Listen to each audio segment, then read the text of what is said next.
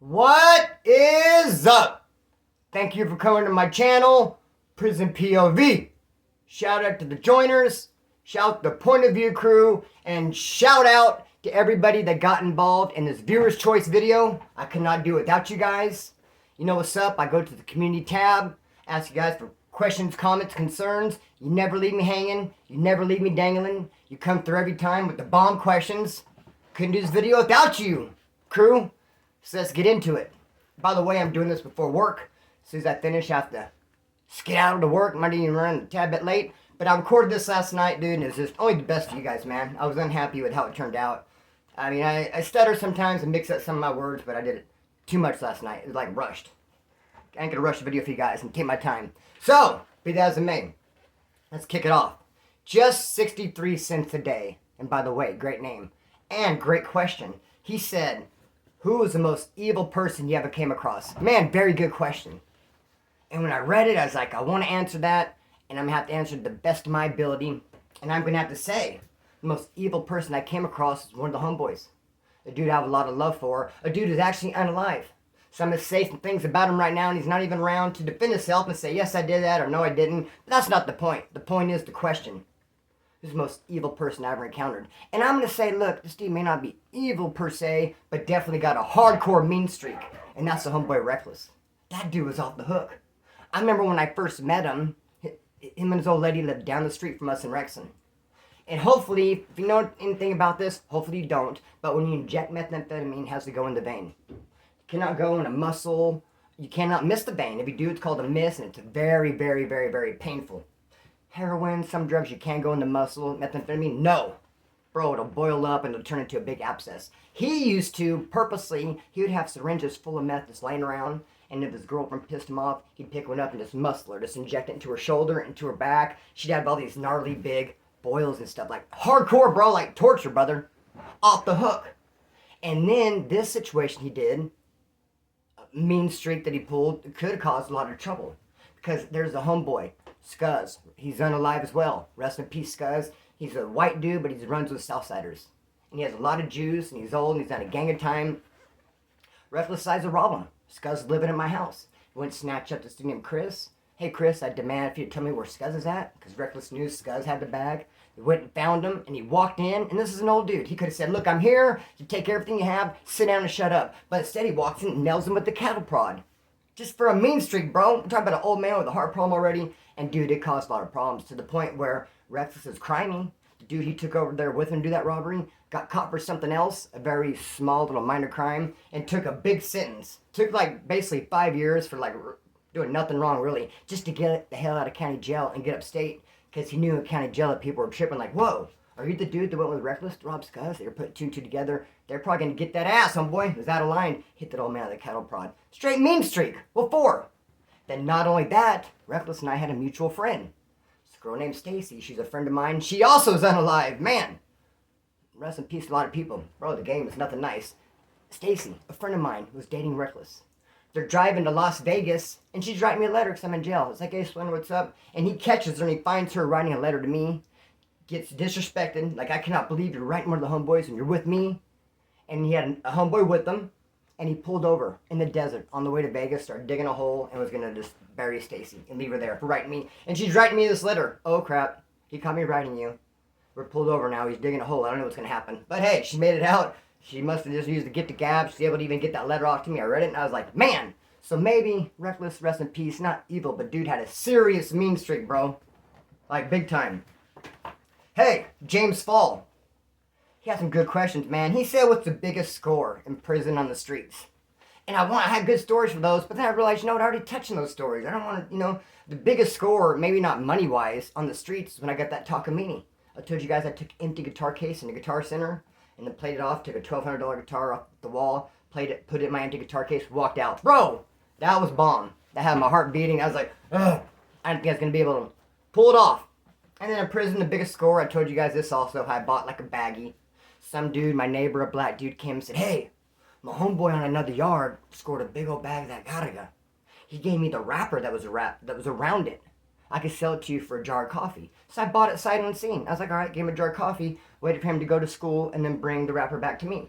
Now, I didn't throw my business out there, but people ear hustle, my celly heard, and then the homeboys found out, oh, you bought a wrapper off this dude? Like, you're going to scrape his bag and shit, and they're getting their clown on a little bit. And I was like, wait, man, it's like a mystery box. Let's see what happens. And they brought it to me to scrape. Dude, I was scraping for days. I had the biggest pile ever. They weren't talking no shit then. Oh, they were like asking for something. I was like, oh, you got a lot of nerve. Hey, but what James Falls said, though, that I really liked, he said, weirdest situation. Weirdest situation ever gotten in the pen.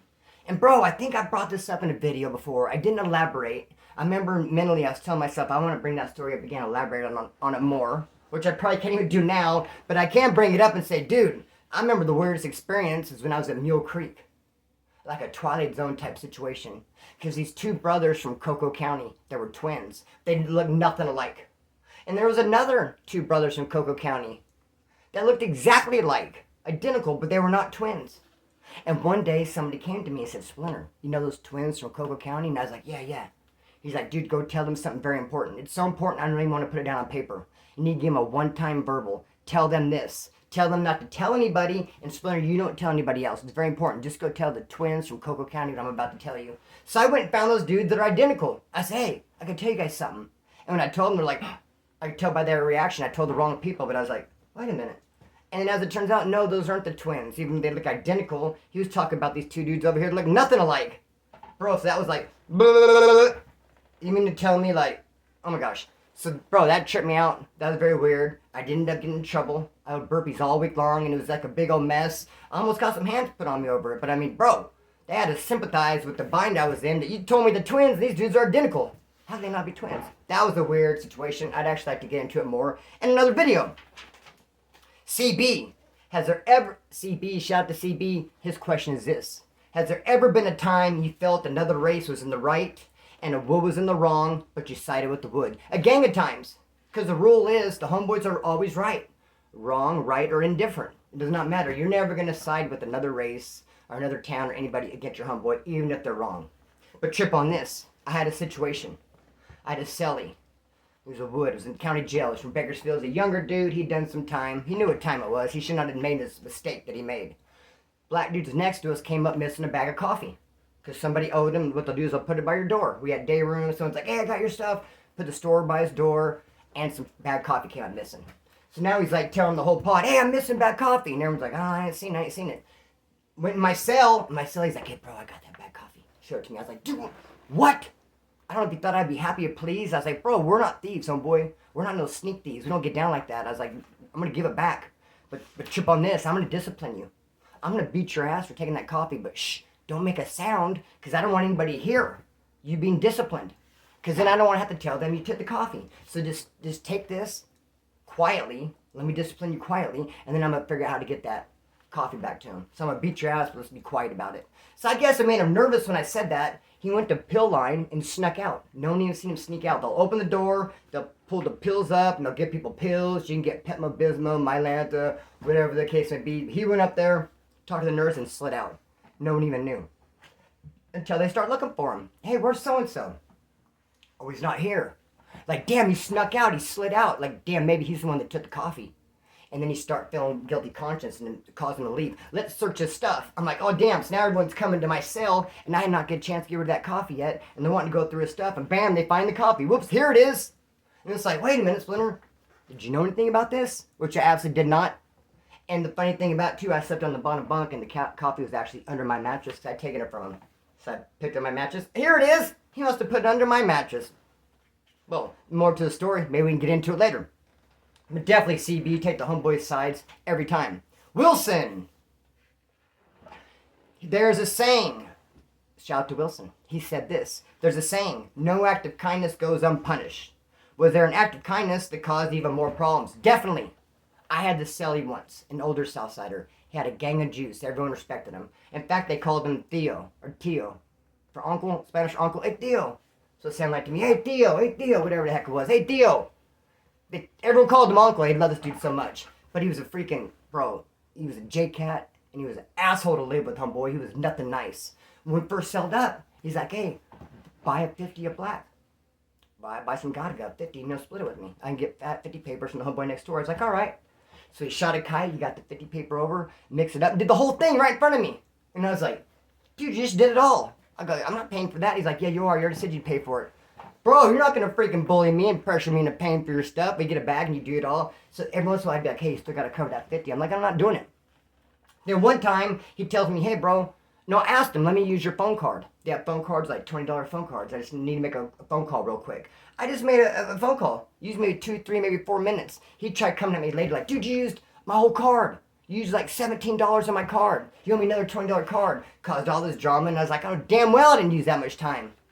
Bro, and there was going to be a riot. It was going to be off the hook. They ended up moving him, though, because he was fighting with the medical staff because he said he had some pain pills coming. They didn't want to give them to him. He said he had a bad back. And sometimes he'd have me beating on his back. He's like, dude, hit my back, make it all red. And he'd show them, but look at my back, it's all messed up, I need pain pills. I'm like, dude, just because it's red on the outside doesn't mean it's inside you.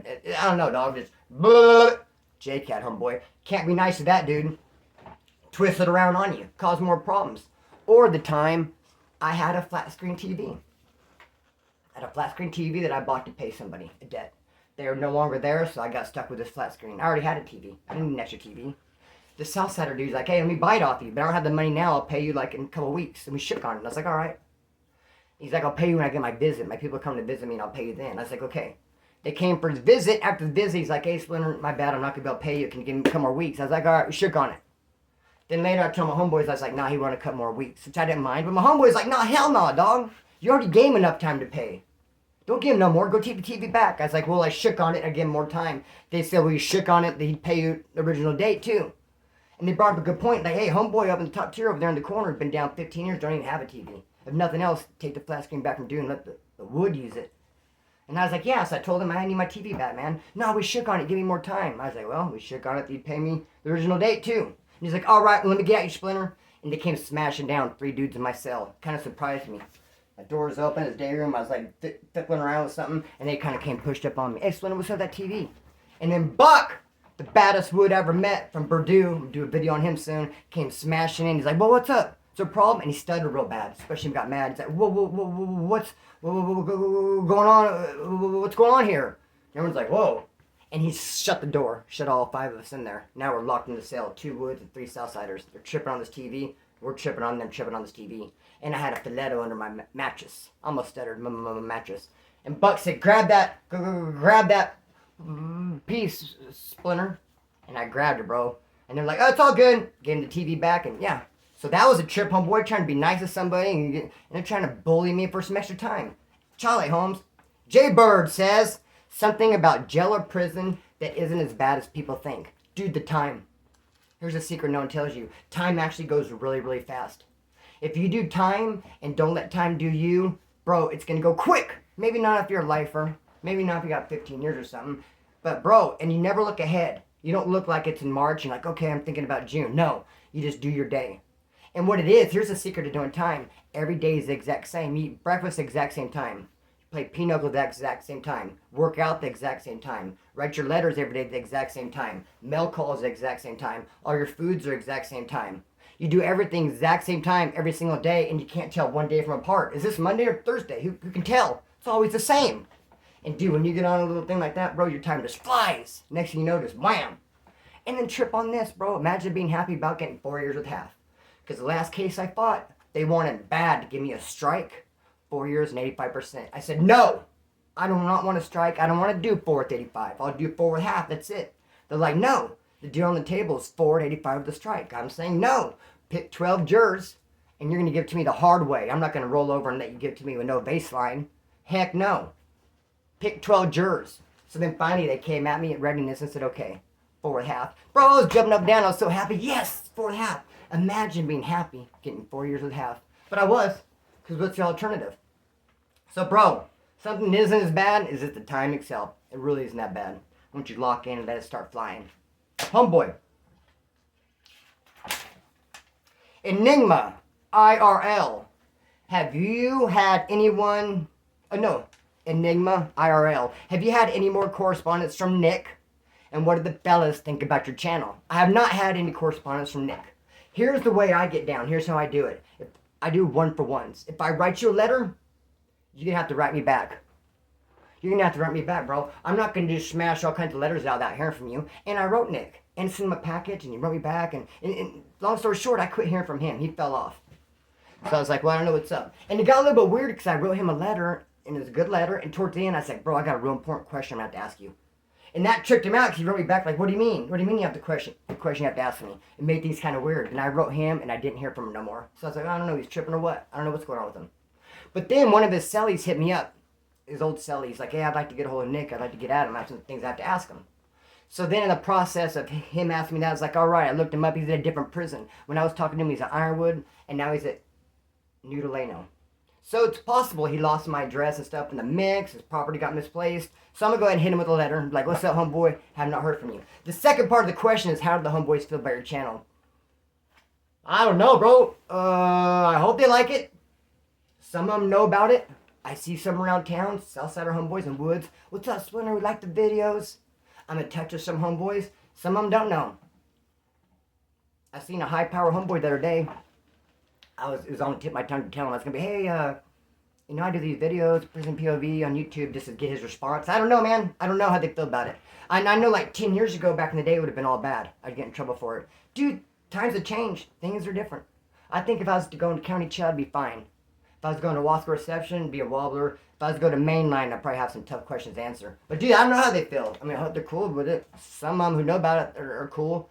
No one's really complained, or the homeboys have my number. No one's called and says, Splinter, what are you doing? So I don't know, bro. I hope they're cool with it, man. Jeff Gaskins, trip on this. What is the penalty for going too far in a removal? Bro, no such penalty. You can't go too far. I mean, more blood the better. I mean, people just love it. I mean, you can't go too far. For instance, like when I had the keys to C1, and this dude from Fresno came in with like a weird charge, and the Fresno boys are going to get that ass. The dude who came in from Fresno with the weird charge was like all sucked up, and he was like, oh, he looked jacked up, whereas the dudes who were going to get him were solid. And I said, dude, don't unalive him. Don't go too far. When you guys are disciplining this dude, like, try to use some restraint and stop before you go too far, because I thought they would. And they did end up knocking him out, and he was doing that weird snoring stuff. So, bro, no such thing as going too far. You can maybe go not far enough. I remember I had another cellie from Jeff from Fresno as well. They did a removal on some dude. They beat him up. Dude, it was weak. I hate to say it was just so weak. Even when the cops came in when they broke it up, and they announced, it's like, okay, batter, we broke it up. No one was injured, not even the victim. The cop straight up said, no one's injured in this melee, not even the victim. Bro, he stood up, he walked around, no redness or nothing. So, hey, there's such thing as not going far enough, and you'll get that ass clowned. But no, homie, you can go as far as you want in removal. Pretty Fly for a Wi-Fi has this to say. Are you allowed to do hits for COs? Very good question. If a CO is mad at some inmate, doesn't like some dude, are you allowed to go in there and handle it? Trip on this. When I was at CMC West, there's this inmate that kept arguing with the CO about his mail. His old lady was writing a lot, he was getting a lot of mail, then all of a sudden he wasn't getting any mail. And he's like, the cop's messing with it. It's like, either that or old lady just stopped writing, homeboy. He's like, no, I'm not able to accept that. He's like, the cop is messing with it. Pardon me. And even he was sending stuff out, he just thought the cop was messing with his mail. And we'd go and argue with him, and talk crap to him. The cop would say, get out of here. And the cop told another inmate, one of his porters, he's like, I wish you'd handle that. I wish you'd take care of that dude. So then the inmate, the porter, start harassing this dude who happened to be from Santa Barbara. The Wood from Santa Barbara who was getting into it with the cops. He was starting to build a case against him. This porter white boy who wanted to punish this Wood from Santa Barbara for the cop, which is a big no-no. Dude, cops will get mad at inmates and try to get other inmates to handle it. Chale, Holmes, can't happen. But this porter went at it like this. He almost got everybody on board to punish this dude. Because what he said was, man, he's getting this cop mad. The cop's going to start hitting the house. We don't need the drama. We have wine going. We have weed. We have different things in this house. We don't need the cops. We don't need the heat. This dude's causing us heat. And how they'll do it is, if the cops are mad at you, they won't come hit your pad. They'll hit your neighbors.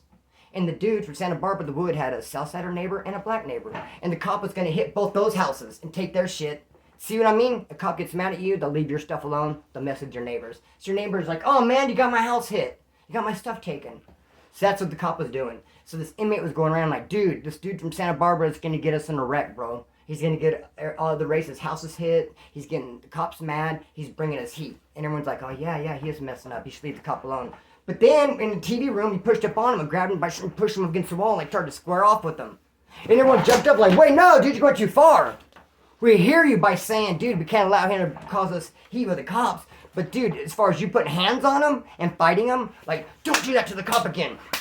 Bro, that's never gonna happen. And that dude ended up getting his ass beat.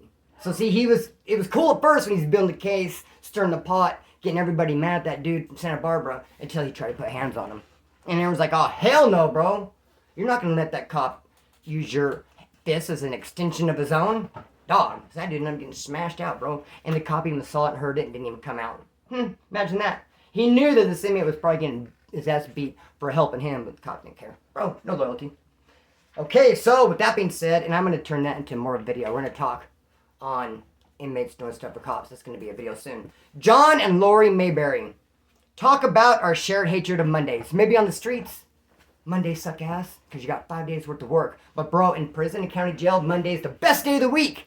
Everybody loves Monday. Why? 5 more days of mail. Dude, mail's the best thing going in there. Everyone's got a pen pal. You're writing people. You have packages. You have books. You have stuff coming in. Even if you don't, just excitement of mail call. You're standing at the door, you're waiting. And even if they pass by your door, you get nothing. It's like, at least you had a mail call. Bro, people love mail call. That's why they hate those Mondays, all the President's Days in February, March. Like Martin Luther King Day, President Day, George Washington Day, Lincoln's birthday. All those Mondays they take where a mail call. Snarf, snarf. We hate those. But we love Monday because it's 5 more days of mail, brother. And mail will keep you going. Let me ask you a question. If I were to go in and do a couple months, if I got in trouble, had to go to jail, would you guys write me? Would you guys stay in touch with Prison POV? Would you keep my channel live by watching videos? And would you write me while I was in jail? That's my question for you. So that does it for this viewer's choice. None of the most love and respect. My next video is going to be doing times with Woods from Purdue. I want to talk about the toughest Wood I ever met, that Wood from Purdue named Buck. And we're going to get into it. None of the most love and respect. I'm going to go to work and get mines. Cut string, let it fly. Peace.